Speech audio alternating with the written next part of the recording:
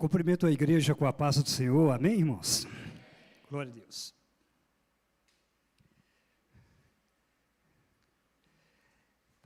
Eu sempre tenho uma mania de dizer que um dia como hoje é um milagre que nunca mais se repete.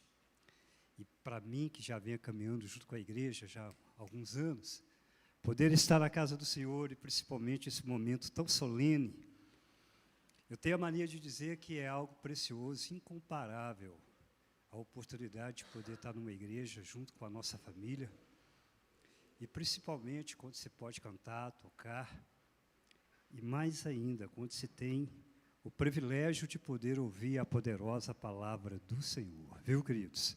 Eu fico feliz com isso nessa noite. Quero agradecer aos nossos pastores pela oportunidade, toda a igreja. É a minha maneira de poder servir ao Senhor. Cada um tem um jeito. Os meninos, vocês viram aí, né? Maravilhosamente bem. E essa é a minha forma de poder ajudar o Senhor. É trazendo um pouco, uma porção da palavra do Senhor. E hoje, quem trouxe a sua Bíblia, eu gostaria que você abrisse no livro de 1 Samuel. Eu entendi bem, pastor? É ceia? Hoje é ceia? Temos que acelerar, viu, queridos? Glória a Deus. 1 Samuel, a altura do capítulo 11. 1 Samuel, a altura do capítulo 11. Essa palavra, ela veio por inspiração recentemente acontecido ali em Israel, e ela me ajudou a pensar nisso. 1 Samuel, a altura do capítulo 11, versículo 1 até o 9, vai dizer assim: os amonitas, o amonita Anás, o rei amonita Anás, avançou contra a cidade de Jabe e Gileade, e a cercou. E os homens de Jabe e Gileade disseram: faça um trato conosco, e nós sujeitaremos a você. Contudo, Naás, que quer dizer cobra, serpente, o amonita respondeu: só farei um tratado com você sobre uma condição, de que arranque o olho direito de cada um de vocês, e assim humilhe todo Israel. As autoridades de Jabe lhe disseram: dê-nos 7 dias para que possamos então enviar mensageiro a todo Israel. Se ninguém vier nos socorrer, nós então renderemos. Quando os mensageiros chegaram a Gibeá, cidade de Saul, relataram todas essas coisas ao povo, e todo o povo começou a chorar em alta voz. Naquele momento, Saul, estava trazendo o gado do campo, e perguntou: o que há com o povo? E por que estão chorando?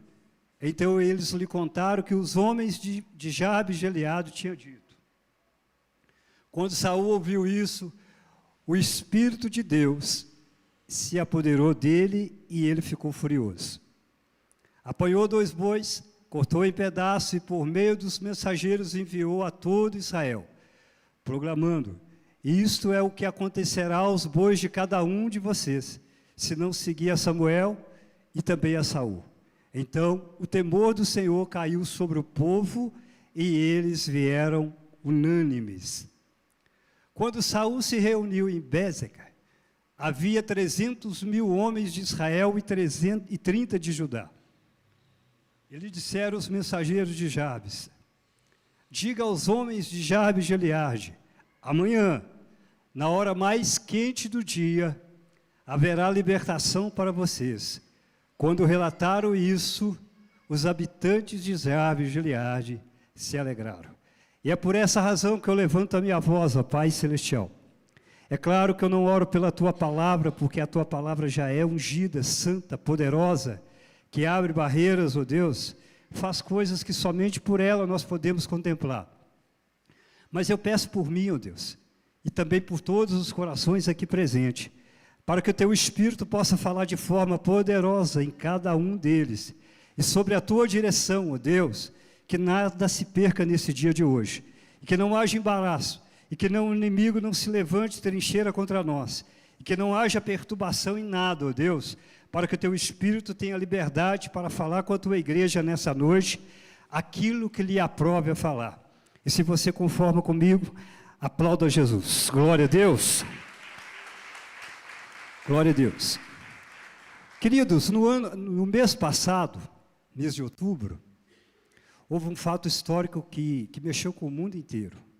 O presidente do atual, então, Donald Trump, ele conseguiu ali na Praça dos Reféns, em Israel, praticamente parece que em Tel Aviv, ele fez um ato histórico ali que mexeu com todos nós e principalmente para a nação de Israel.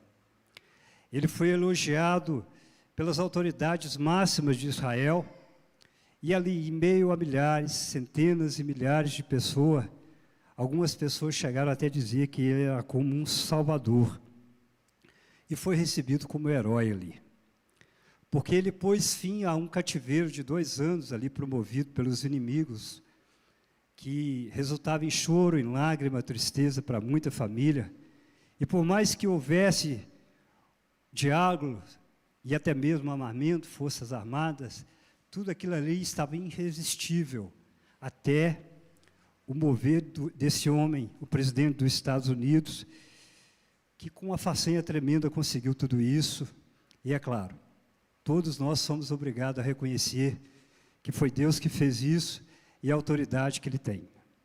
Quando eu li isso, eu fiquei motivado por ler esse texto que acabamos de ler dentro da Bíblia. Até por que razão? A cidade de Jabes Gileade é uma cidade cujos seus habitantes, eles viviam de uma forma muito delicada e muito difícil depois dessa ameaça desse rei. Um rei chamado Naás, cuja o nome significa serpente. Interessante, queridos, que se a gente for apanhar tempo, não dá muito tempo, mas se a gente for voltar atrás, a gente vai entender por que razão. Jabes Gileade era uma cidade isolada, uma cidade por 2 motivos.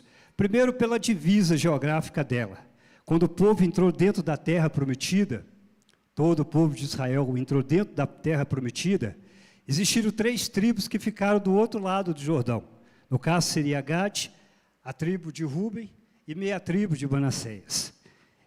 Jabes Gileade estava entre essas tribos. Essa era uma razão. Mas o que mais provocava mesmo o isolamento e a distância de Jabes Gileade do corpo de Israel era um sentimento, uma falta, um ressentimento que eles tinham junto ao corpo maior chamado Israel, por alguma coisa que aconteceu há muitos anos atrás.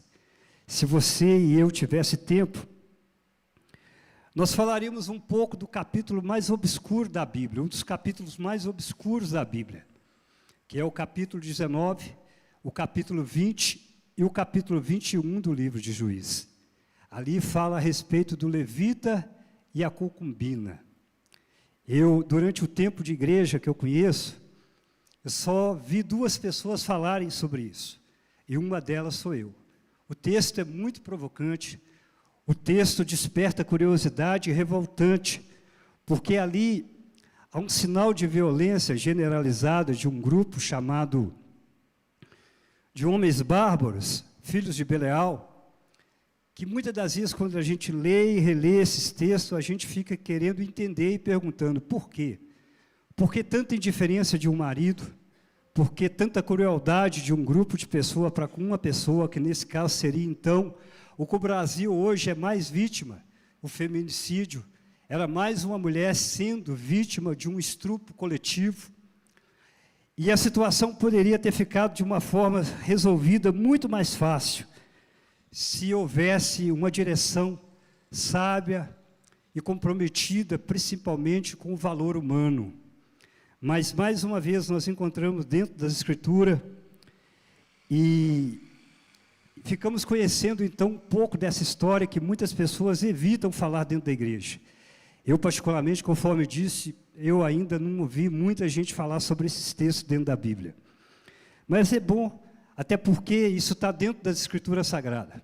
E vem mostrar, pastor Evandro, que a Escritura Sagrada, ela não é um conto de Chapeuzinho Vermelho ou história de lobo mau. Não. A Escritura Sagrada, ela é verídica e verdadeira. Ela mostra da maneira como tem que ser mostrado. E é claro, para quem conhece um pouco de Bíblia, sabe que para isso chegar até o cano, o reconhecimento das Escrituras Sagradas deve ter uma razão. E o nosso Deus sabe por quê. Interessante, queridos, uma coisa que poderia ser resolvido com a direção sábia, e que houvesse uma valorização ao ser humano, se tratando de uma mulher que foi violentamente estrupada por um grupo de homens bárbaros ali. Mas se deixaram levar ainda mais pela maldade, provocando uma guerra chamada Guerra Civil. Era contra o corpo de Israel, se levantava contra um dos braços da própria nação, chamado a tribo de Benjamim. E a Bíblia diz, resumindo, por causa do tempo, a Bíblia diz que o resultado disso foram 65 mil pessoas mortas. Vou repetir, o resultado disso foi 65 mil pessoas mortas. Uma coisa que poderia ter sido resolvido entre grupos, havendo uma direção sábia e uma valorização humana. Mas a maldade prevaleceu até então. Uma maldade que a gente sabe de onde provém a sua fonte. E mais uma vez, conforme eu disse, a mulher, vítima dos predadores humanos. Mais uma mulher sendo vítima. E o Brasil não está isento disso até o dia de hoje, todo mundo. Então, quando isso aconteceu, já é uma coisa ruim. Mas para piorar mais ainda, pastora Sinara, ao invés de eles tomarem isso sob medida e ver que o prejuízo foi grande, porque era apenas um ato violento a uma pessoa que resultou em 65 mil pessoas mortas ou até mais, eles ainda continuaram com mais maldade. Interessante, quando não reconhece o erro. E a Bíblia vai dizer então, a minha Bíblia, a tua Bíblia vai dizer então, que aquele erro resultou o seguinte: da tribo de Benjamim sobraram apenas 600 homens, e eles não poderiam agora extinguir aquela nação, porque fazia parte do corpo, era como se cortasse um braço ou uma perna do corpo. Mas e agora, o que fazer? Eles tinham feito um juramento que não daria suas filhas a esses homens de Benjamim, e também os homens de Benjamim não poderiam casar com as mulheres da terra, as cananeias. A situação estava ficando cada vez mais complicada. Foi então que algum entre eles levantaram a ideia. Jabes e Gileade, eles não participaram dessa guerra. Jabes e Gileade, por alguma razão, que eu queria ter tempo para poder explicar, resolveu não entrar nessa guerra injusta, aonde houve 65 mil mortos ou mais. Isso criou uma certa retaliação e uma diferença entre eles. E eles agora ficaram mais distantes, geograficamente falando, e também por essa resistência de não compartilhar no momento junto com o corpo.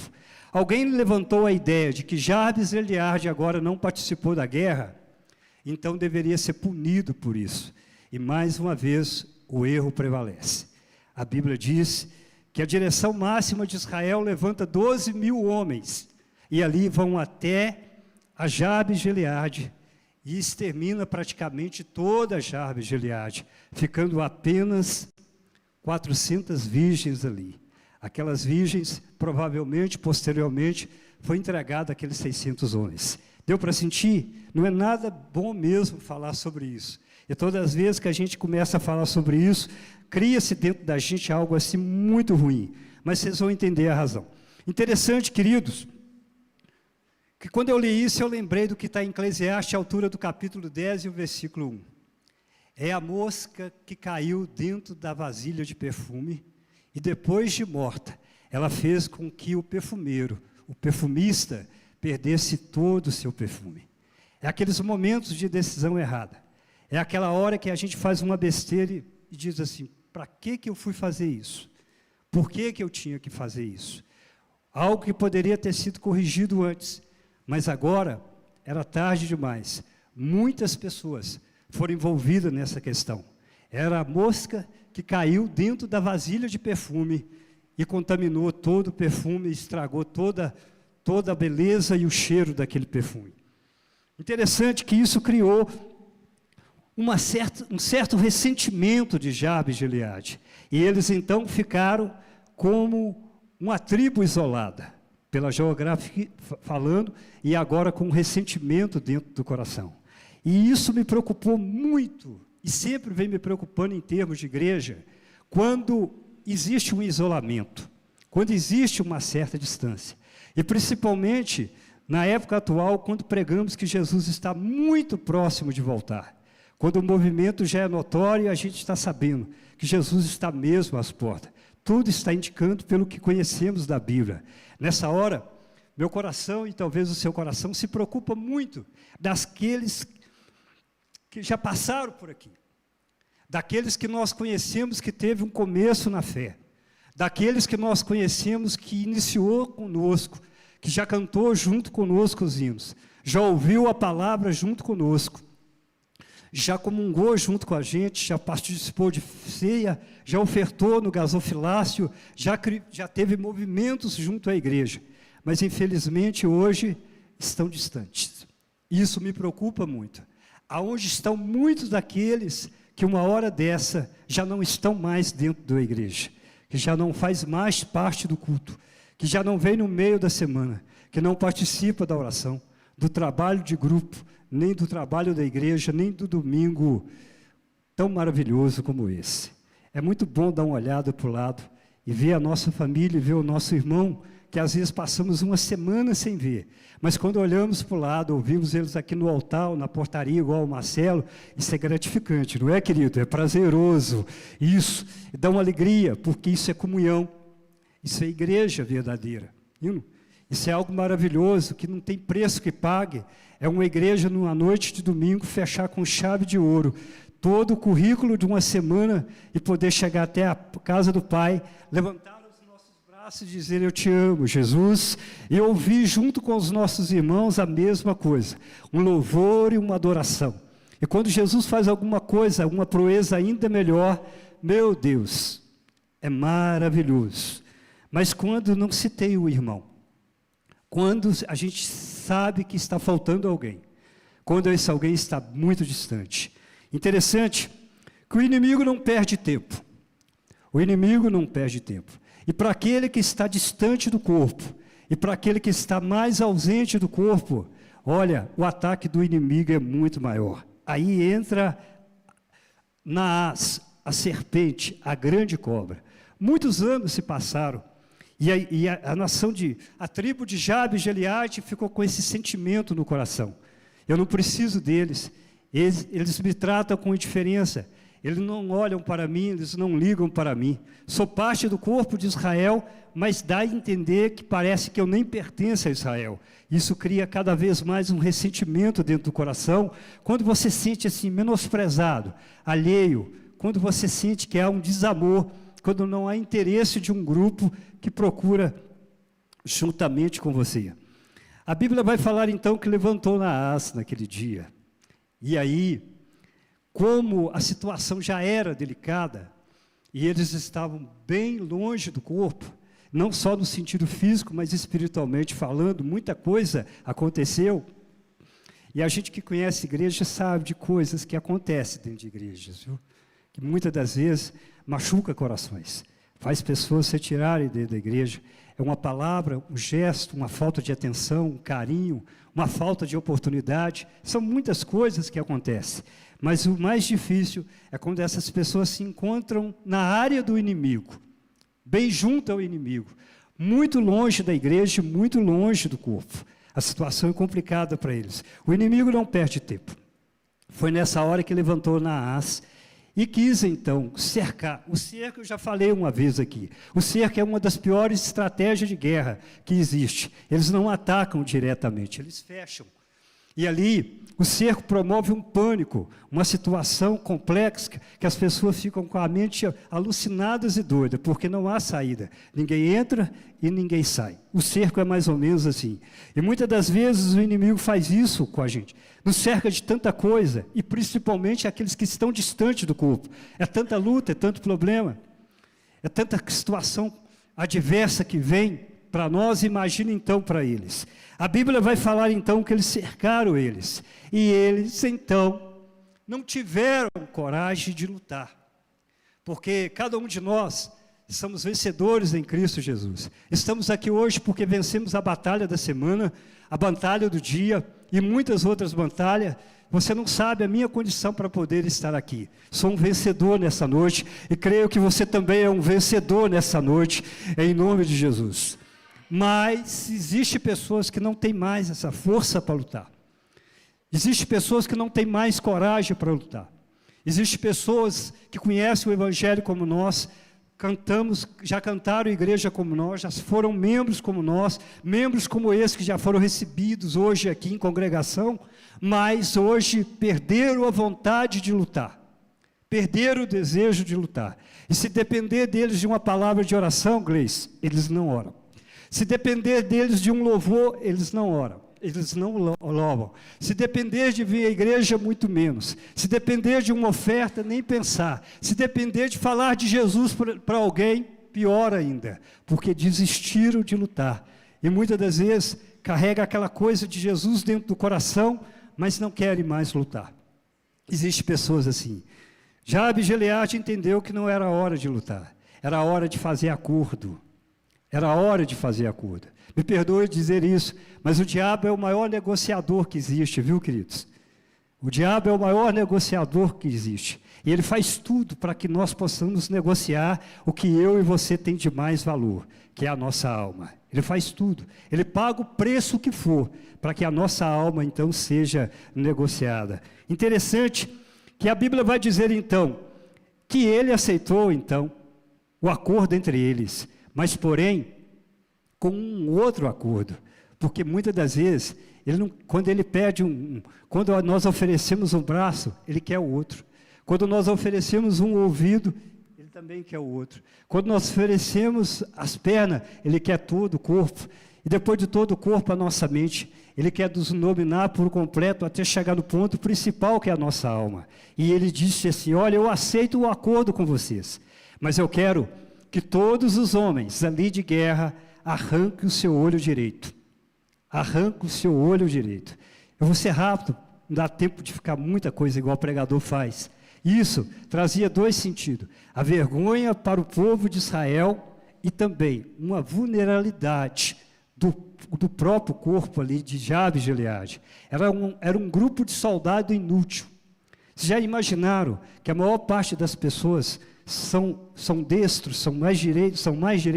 Se eu perguntasse quantas pessoas esquerdas com a mão aqui, provavelmente seria a minoria. A maior parte são destras, são direito.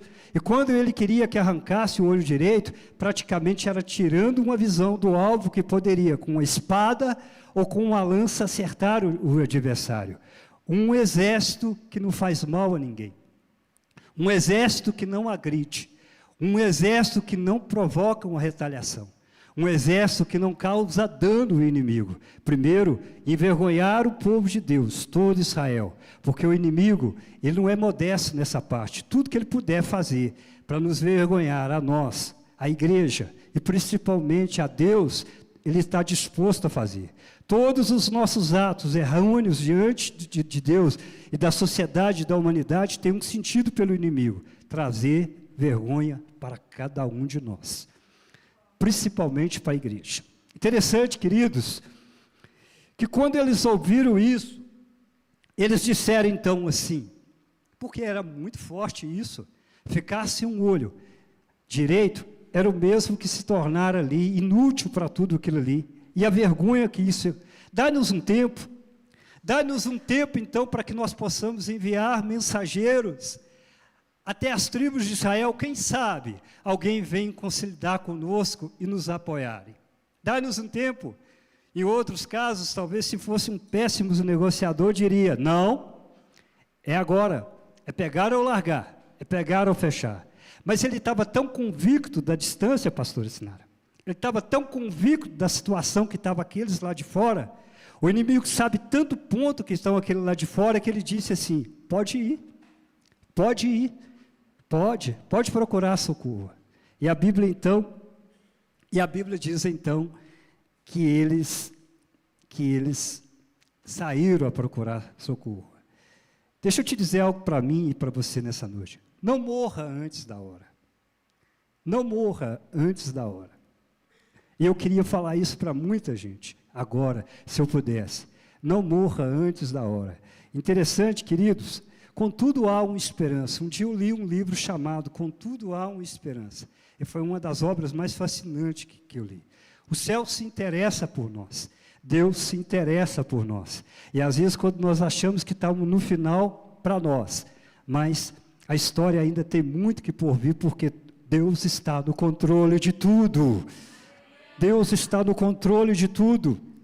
E foi nessa hora que um raio de esperança vinda da parte de Deus, e eu acredito nisso, é claro, só Deus faz essa coisa. Só Deus coloca dentro de nós um espírito de acreditar numa solução que pode vir. Só Deus tem capacidade de colocar diante daquele que está no fundo do poço, que amanhã ou depois ele pode levantar. Só Deus pode colocar dentro de nós a capacidade de acreditar que hoje está mal, mas amanhã vai estar bem. E quando se ouve um pregador, quando se ouve um mensageiro, então, dentro da igreja, isso é maravilhoso, porque quantas vezes eu já sentei naqueles bancos, ou outras igrejas, cabisbaixo, triste, abatido, desfigurado, maltrapilho, envergonhado por tantas coisas, mas aí eu ouvi um pregador da poderosa palavra de Deus, trazendo algo que mexia com o meu coração, e por mais que eu acreditasse que eu não conseguiria, alguma coisa dizia lá no fundo do meu coração, ainda tem esperança, glória seja dado o nome de Jesus. É isso que eu vim trazer para você essa noite, viu? Deus está no controle de tudo, Ele sabe de tudo, Ele conhece todas as coisas. A Bíblia diz então que, movido por esse raio de esperança, eles mandaram o mensageiro para todos os lugares, e agora chegou em Gibeá, a terra de Saul, a terra dos benjamitas naquele dia. E a Bíblia vai dizer, não dá tempo para ler muito, vou tentar sem ler esboço. E a Bíblia vai dizer então, queridos, que quando os homens chegaram ali, que falaram aquelas mensagens, todos ali choraram muito, mas não tiveram atitude.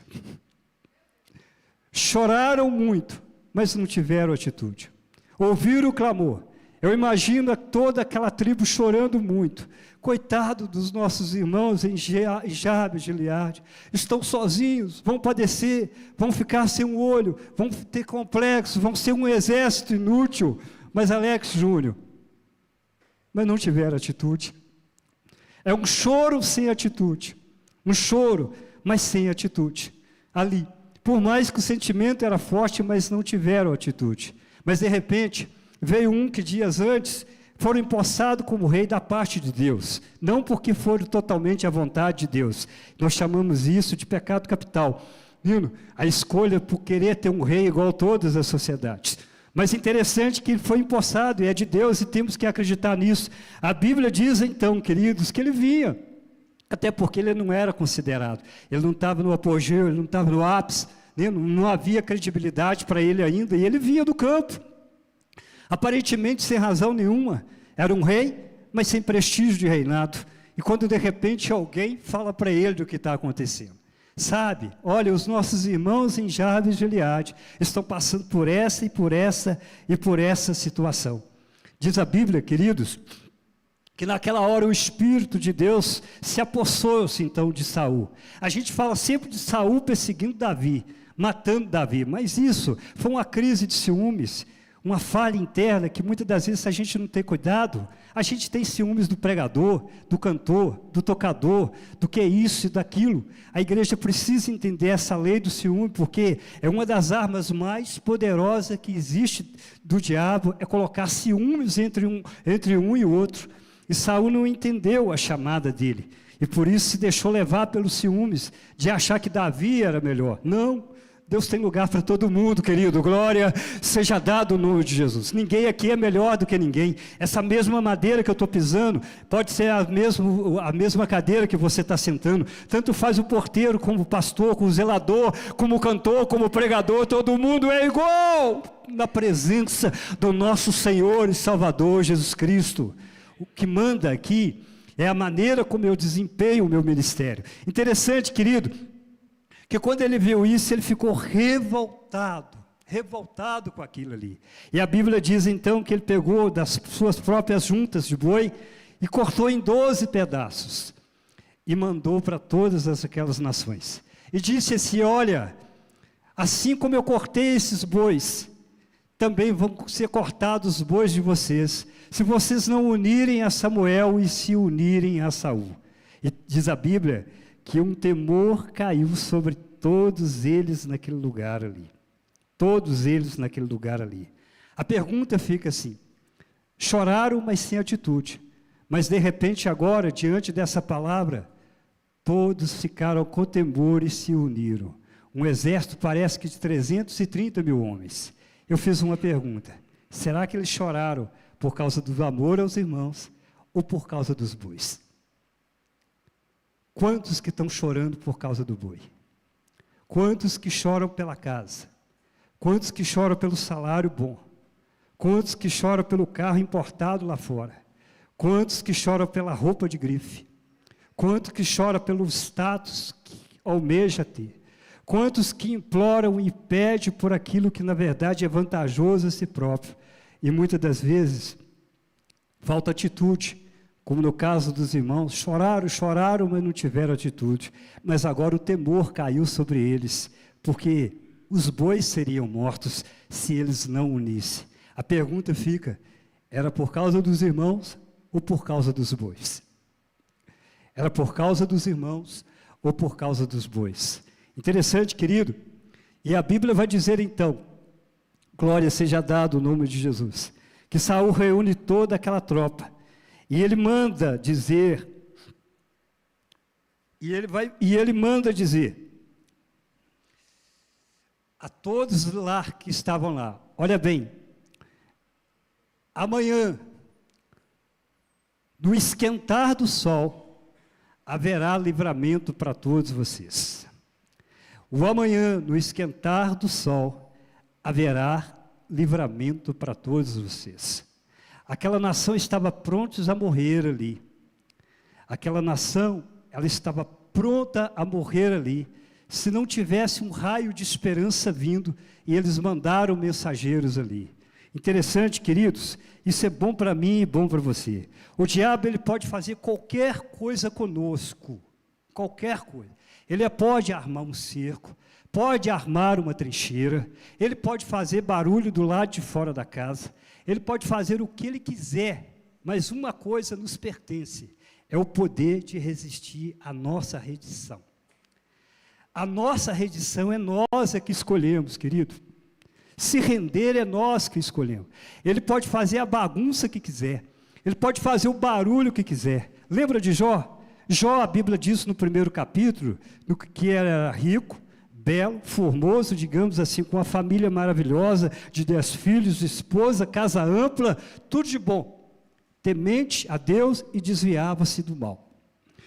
Do primeiro capítulo para o segundo, você já vai ler Jó da seguinte maneira: olha, ele perdeu tudo, praticamente tudo, perdeu seus servos, os seus animais, os seus campos, e ele ficou praticamente falido ali, e continuou ali temendo ao Senhor, conforme disse para sua mulher, que nu ele veio, nu também ele voltaria. O Senhor Deus, o Senhor tirou, o Senhor me dá. Não perdeu a sua integridade, nem a sua fidelidade a Deus. Do capítulo 2 para o capítulo 3, você já encontra um Jó, pobre, falido, desdeixado por o seu povo, até mesmo o hálito seu provocavam a ira na sua mulher, conforme diz a Bíblia, rejeitado por todos e ainda por cima, puramente leproso,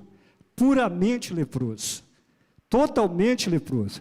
Era ou não era para esse homem perder a sua redição e dizer: chega, basta, não aguento mais, não dá mais para suportar tanta coisa.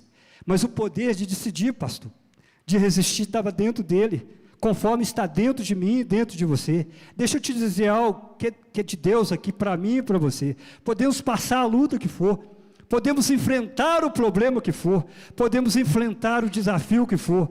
O diabo pode fazer barulho do lado de fora da maneira, cercar com doença, com crise de desemprego, com problema no meio da família, com intriga, com briga, com violência. Ele pode nos cercar de tudo, todos os jeitos, mas o poder de resistir está dentro de nós. Glória seja dado o nome de Jesus. Está dentro de nós. E se a gente não quiser, nada será feito. Ele só pode promover acordo, decidir não. Isso cabe a nós, de querer lutar ou não. E Jó, no capítulo 19, versículos 20, 25, parece, não falha a memória, capítulo 19, 25, ele dá um brado, quando lá da cinza ele se ergue e diz assim: pois eu sei que o meu Redentor vive, e ainda ele me levantará sobre a terra, glória seja dada o nome de Jesus. Isso era uma direita, tipo Mike Tyson na cabeça do inimigo, querido. Oi, é essa mensagem que eu estou trazendo para mim e para você. O poder de você decidir, de dizer: não vou aceitar, pode fazer o que quiser, mas eu não vou aceitar, glória seja dado o nome de Jesus. Eu vou passar por toda a prova, mas eu não vou aceitar. Entende o que eu digo pelo Espírito nessa noite? Quem não conhece o estado de Mateus, de Pedro, capítulo 22, versículo 31 e 32 do livro de Lucas. Pedro, o inimigo me pediu para cirandar com a tua vida. Cirandar ali era pegar um molho de trigo, colocar numa parede, numa peneira e bater com todas as forças, para que o grão caísse então lá no pano, no recipiente, e as palhas eram levadas pelo vento. O problema não estava nos grãos que caía lá no pano, e nem as palhas que eram levadas. Isso não interessa. O que interessava ali era a fé de Pedro. E diz a Bíblia que Jesus não proibiu Pedro de passar pela luta. Não. Jesus, ele interviu, mas não proibiu Pedro de passar pela luta. A Bíblia vai falar que ele intercedeu pela fé dele. É diferente, querido. É diferente. Jesus não proibiu de Satanás atacar Pedro, conforme a história a gente conhece até como Pedro foi morto. Os flagelos que Pedro sofreu, quanto sofreu Pedro por causa do Evangelho. Mas o que Jesus fez foi intervir na fé dele, foi interceder pela fé dele, para que ele pudesse então largar aquela postura de um Pedro que ainda não era convertido, por um Pedro que precisava converter, porque a prova seria muito grande. Essa era a diferença de Jó para Pedro. Essa era a diferença. A Bíblia nunca nos isenta, querido, dos ataques do inimigo, mas o poder está em nós de decidir ou não. E se você quer nessa noite me deixar bem alegre, diz o não e aplaude a Jesus, por glória seja dado o nome de Jesus. Glória a Deus. Sabe esse não aí que você está aplaudindo? É para aquele sujo, para o encardido, para o fedorento, para aquele que atrapalha a vida aí lá fora, olhar para dentro de nós dessa igreja e entender: oi, aqui não, viu, glória seja dado o nome de Jesus. Aqui não, viu, glória seja dado o nome de Jesus. Não, é isso que nós vamos trazer para você. Aconteça o que acontecer, fica firme na fé em nome de Jesus. A Bíblia diz então que eles reuniram os homens, unânimes. Pastora, pode parar agora? Unânimes. Agora fala de união. De união agora. Agora mexe com a igreja. Unânime, unanimidade, né? Ou seja, união e unanimidade. Juntos os dois ali, aquele corpo íntegro. É claro que quando se une faz a diferença, querido. Que quando se une faz diferença. Não só pelo ajuntamento das pessoas, que a maior parte acontece no domingo à noite, mas quando nós estamos verdadeiramente em espírito. As igrejas dos últimos dias, ela tá faltando muito disso, querido. Muito. Eu conheci uma igreja muito mais unida, não desprezando a Live ou qualquer outra igreja, mas o espírito contrário está conseguindo fazer muita separação, muita divisão de ideias, de pensamentos, de tudo. E o povo de Deus está sendo perdido por causa disso, querido. Porque um fio partido não transmite luz. Um corpo dividido, diz a Bíblia, que nem Satanás consegue subsistir. Eu preciso falar isso para você entender mais forte. Oi, a igreja precisa de você. A igreja precisa de você. Muito mais do que você imagina. Muito mais do que você imagina. Muito mais do que você imagina. Em cultos que fazemos no meio da semana, em trabalhos que fazemos, a igreja precisa, não é só dia de festa, de banquete, não, que eu sei que nesse dia tem muita gente. Eu estou falando no mundo espiritual, porque o inimigo se rende muito mais quando o grupo é mais forte, o grupo é maior, e a igreja está contando com você. Quisera Deus que a Live pudesse, nesse ano de 2026 que viria aí, vários e vários e vários e vários outros membros como esse que foi unidos aqui nessa noite. Mas eu posso ser modesto? Não. O que vai fazer acontecer isso? Com a sua ajuda, com a sua oração, com a sua oferta, com o seu estar, com a sua presença, com a sua vontade, com o seu querer, com o seu apoio aos nossos pastores. E eu não posso ser modesto nisso. Sabe por que Jabes de Gileade foi considerado isolada? Porque em período de guerra ela se isolou. Por isso o povo a tratava com indiferença. Mas na hora precisa do inimigo agora, ela precisa agora socorrer Jabes de Gileade. Oi, a igreja precisa de você nas casas, visitando, trabalhando, orando, cooperando. Vê se entende a voz de Deus nessa noite. A igreja precisa de você atuando de uma forma plena na obra de Deus. Glória a Deus. Pronto, a união. O povo partiu para lá. E Saul agora, ele nem quis saber do que aconteceu com Jabes de Gileade lá atrás. Ele nem quis saber se Gileade foi na guerra ou se não foi, se isolou, se não isolou. Ele nem quis saber de passado. Eu vim te dizer o seguinte: Deus não está preocupado com o que aconteceu um mês atrás, não. A semana para trás, o que foi um mês para trás, o ano passado, o que não fez o ano passado. Eu preciso de trazer isso. Deus está preocupado comigo, com você, o que você pode ser amanhã, o que você pode produzir amanhã.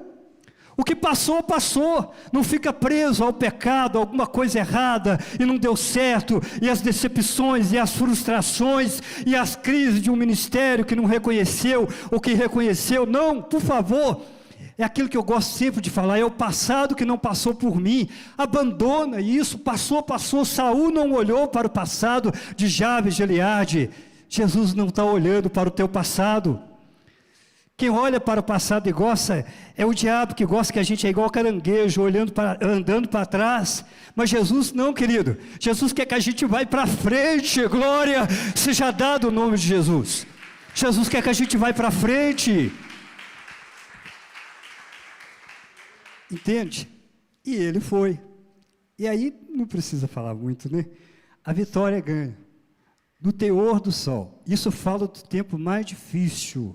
O esquentar do sol é um período de tempo que fala do tempo mais difícil. Podia ser de manhã ou à tarde, mas no máximo o calor do sol é a época mais difícil. E nós estamos vivendo esse tempo. Coloca de pé. Glória a Deus.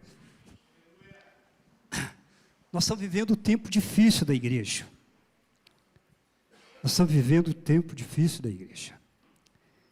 E Deus vai dar livramento na tua casa, na empresa, na tua vida espiritual, no teu mistério. Satanás, que simboliza a serpente, vai cair por terra, assim como Jesus já venceu o diabo. Interessante, queridos, enquanto os meninos aproximam aqui, 1 Samuel, altura do capítulo 31, vai falar uma outra coisa gostosa e bonita de se ouvir.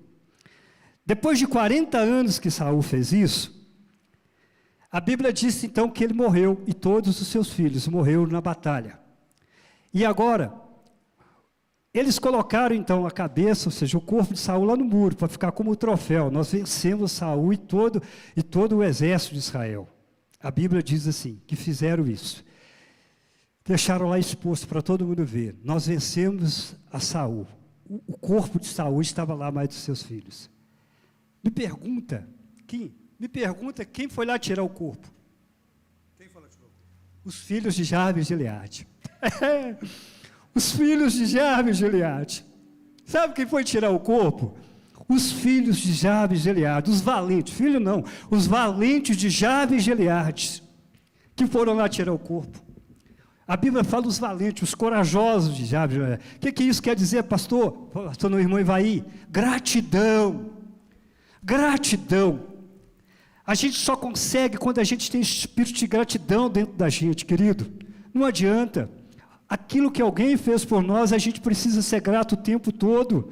Seja o irmão, seja o pastor, seja o colega, seja o amigo. E agora muito mais ao nosso Rei dos Reis e Senhor dos Senhores, que venceu Anaás lá na cruz do Calvário e disse assim, olha, está tudo consumado. Está tudo consumado, acabou tudo, acabou. Será que a gente não vai ser grato a Ele, não? Será que a gente não tem esse espírito de gratidão para com Ele agora? Não. Pastor, é preciso ir lá tirar o corpo dele? Não, ele já ressuscitou. Glória seja dada ao nome de Jesus. Ele já ressuscitou, não precisa de homem nenhum lá buscar o corpo dele, mas não. Só que é preciso fazer uma coisa, dar um abraço gostoso. Tem igreja que não gosta que fala isso não, né? Ela é muito conservadora, aliás, a Assembleia eu sou muito conservadora ali, dá um abraço gostoso no Jesus, assim. Mas dá um abraço gostoso no Jesus. Dá um abraço maravilhoso no Jesus agora e diz para Ele o que o céu quer ouvir nessa noite. Eu te agradeço, Senhor. Eu te agradeço porque o Senhor me livrou. Eu te agradeço porque o Senhor acabou com o meu inimigo na asa, a serpente lá atrás. Eu te agradeço, Senhor, porque o Senhor me tirou daquele jugo pesado e não precisou eu perder nenhum membro do meu corpo, nem orelha, nem um olho, e eu não faço parte de um exército que não é inútil, mas um exército poderoso e forte que é o teu exército, e por isso eu quero te agradecer nesse dia de hoje. Você quer fazer isso? Comece louvando e aplaudindo a Jesus. Glória a Deus.